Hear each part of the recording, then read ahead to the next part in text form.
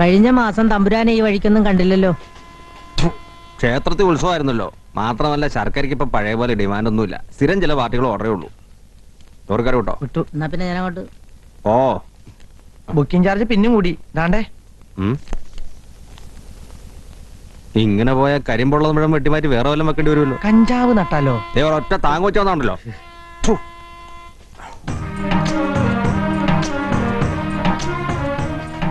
ചന്ദ്രപ്പൻ അല്ലയോടാ അത്?